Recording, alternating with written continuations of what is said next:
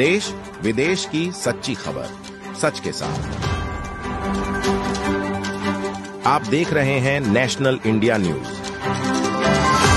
North Bengal के सिलीगुड़ी शहर के पोराझार कावा खाली पीड़ितों और तीस्ता महानंदा परियोजना की भूमि हड़पने वालों के आंदोलन के समर्थन में दोपहर में डीएम कार्यालय पर अभियान चलाया गया। विभिन्न मांगों के साथ चल रहे इस अभियान में पोराझार कावा खाली भूमि रक्षा समिति की मांग है कि जमीन अनिच्छुक परिवार को वापस की जाए।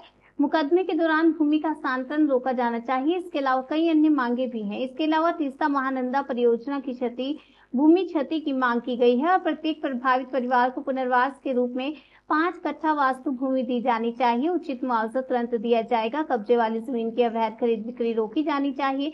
इसके अलावा कई अन्य दावे भी हैं। इन सभी मांगों को लेकर जली हुई झाड़ी कावा खाली पीड़ितों और तीस्ता महानंदा परियोजना के जमींदारों ने अपने आंदोलन के समर्थन में मार्च निकाला। उन्होंने उपमंडल परिषद के समक्ष अपनी मांगे उठाई। দেওয়ার জন্য যে ধৈর্য সেই ধৈর্য আজকেও তার অনুপস্থিতির কারণ এবং আগামী 20 তারিখে যে সারা ভারত ধর্মঘট আছে সেই ধর্মঘটের সঙ্গে আমাদের এই ইস্যুও যুক্ত হবে এবং সেই আন্দোলনের পর প্রয়োজনের আগেই আমরা যে কোনো স্তরের প্রত্যক্ষ আন্দোলনের দিকে যাব।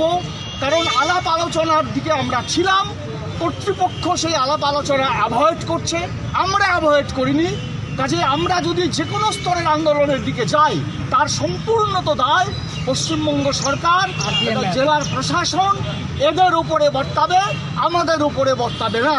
আমরা যে কোনো ধরনের আন্দোলনের স্তরে যাবার পথ খোলা রাখছি আমরা।